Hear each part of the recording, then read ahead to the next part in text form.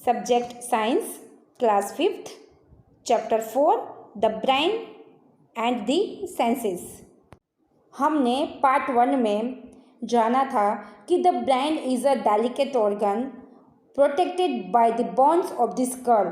Brain एक क्या है? डेलिकेट ऑर्गन मीन्स एक नाजुक अंग है जो खोपड़ी की हड्डियों द्वारा सुरक्षित है।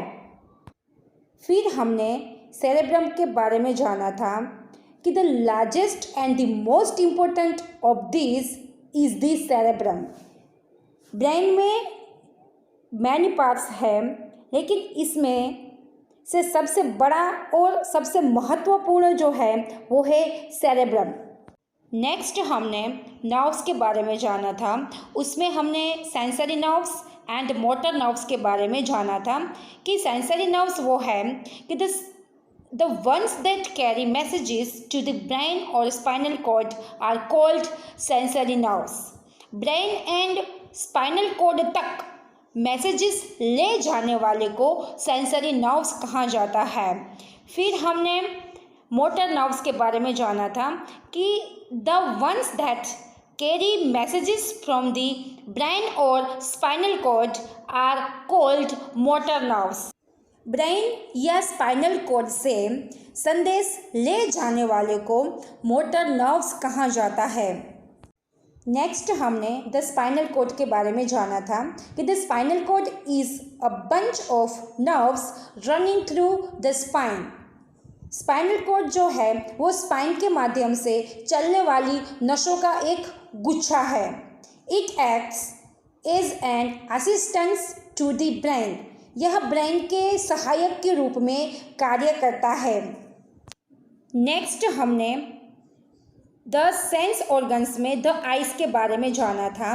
The eyes are shaped like balls. आँखें जो है वो बॉल्स के शेप की तरह होती है। द सेंस ऑर्गन्स में हमने द आइज के बारे में जान लिया था। आगे आज हम द ईयर्स के बारे में जानेंगे। The hole of the ear leads to a tunnel inside the ear. कान का जो होल होता है वो कान के अंदर एक टनल की ओर जाता है। At the end of the tunnel is a flap of skin called the eardrum. Tunnel के अंत में एक फ्लैप स्किन है जिसे ईयरड्रम कहा जाता है। आप लोग पिक्चर में देखिए, कान का जो हॉल है वो एक टनल की ओर जाता है और जहाँ पे टनल पूरी होती है उसको क्या कहा जाता है? ईयरड्रम कहा जाता है। Every time there is a sound near us the eardrum vibrates like a tabla और ड्रम। हर बार जब हमारे पास कोई आवाज़ होती है तो जो ईयर ड्रम जो है वो तबले या ड्रम की तरह वाइब्रेट्स होता है। On the other side of the ear drum are some tiny bones and coiled tube filled with fluid. Ear drum की दूसरी तरफ कुछ छोटी हड्डियाँ और फ्लूइड से भरी कॉइल्ड ट्यूब होती है। आप लोगों को पिक्चर में दिखाई दे रहा है। ईयर ड्रम की दूसरी साइड क्या है? टाइनी बोन्स, छोटी हड्डियाँ होती है, और फ्यूल से भरी क्या है? कोइल्ड ट्यूब है। This also start vibrating when the ear drum vibrates. जब ईयर ड्रम वाइब्रेट करता है तो ये भी वाइब्रेट करने लगते हैं। ईयर ड्रम वाइब्रेट होता है तो जो बॉन्स एंड जो कॉइल्ड ट्यूब जो है वो भी वाइब्रेट करने लगते हैं। The sensory nerve carries this vibration from the ear to the cerebrum. एक जो सेंसरी नर्व्स जो है वो कान से सेरेब्रम तक इन वाइब्रेशन को वहन करती है। The cerebrum makes sense of the vibrations and tells us what we are hearing.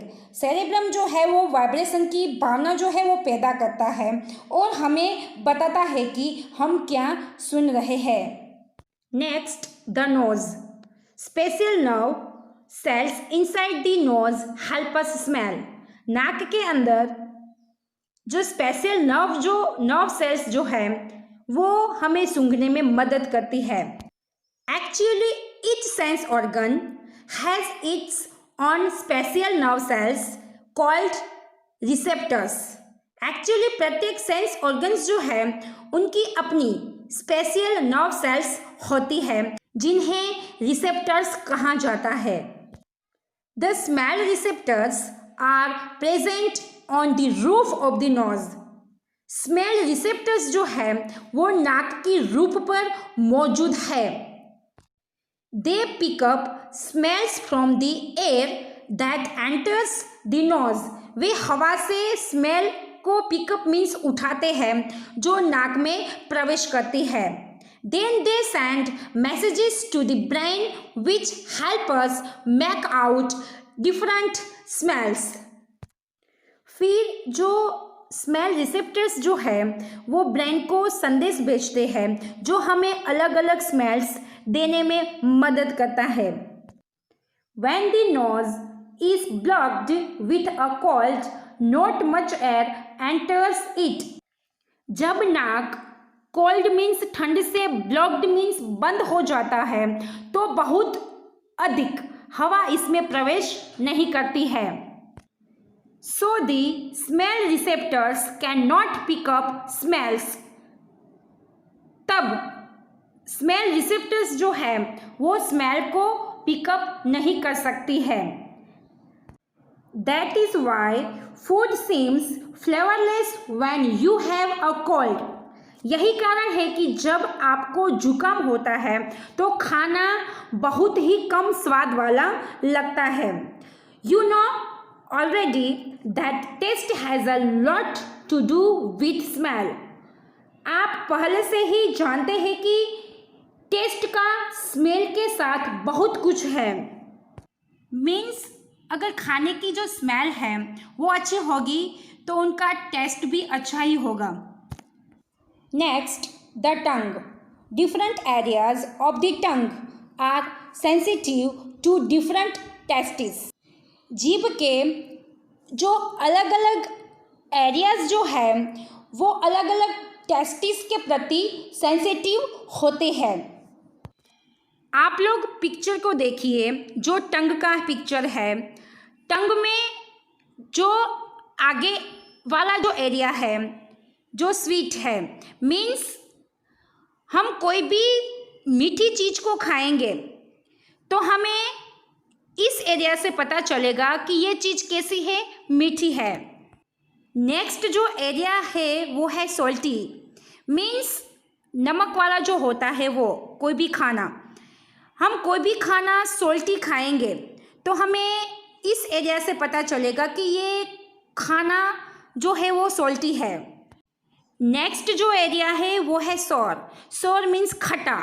हम कोई भी खट्टी चीज़ जैसे कि लेमन को खाएंगे तो हमें तुरंत खट्टा लगता है, तो वो किस एरिया से लगता है, ये इस एरिया से हमें पता चलता है कि जो लेमन जो है वो क्या है, खट्टा है।